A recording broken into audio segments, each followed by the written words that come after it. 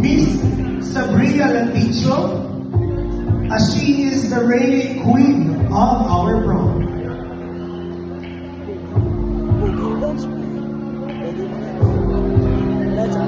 Lance, babalik ako sa'yo. Lance, I love you, Lance. I can see the God is precious life. This experience is indeed remarkable for me. An experience we shall retain forever. Hindi mo, Lance. It's been almost a year Si Lance, since I won lalapit na ako ni Lance. Si Lance. and carried the title of Miss Hindi mo, Lance. Being proud as a property is not just about the title. Kapal yun eh. Joke lang. It's about transformative power. It's an opportunity to grow, to inspire, and to give people possibility.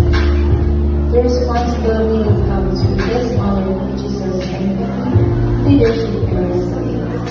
Embracing this role can help us develop better communication skills, building lasting connections, and foster a sense of connection. Let's use the platform wisely, uplifting others and ourselves as we embark on a journey to be a better version of who we are. And we should also embrace our own uniqueness, for it is the source of our strength. Let your confidence be changed and may your character be the guiding light that inspires others to walk in their own path, authenticity and grace. Once again, I am really Sandico, your Miss Prom Queen 2023. Alright? Thank you.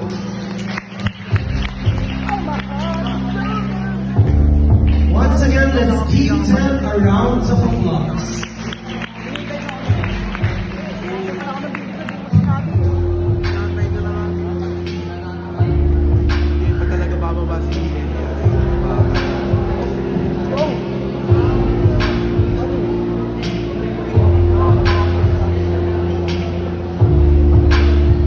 And now, let us proceed.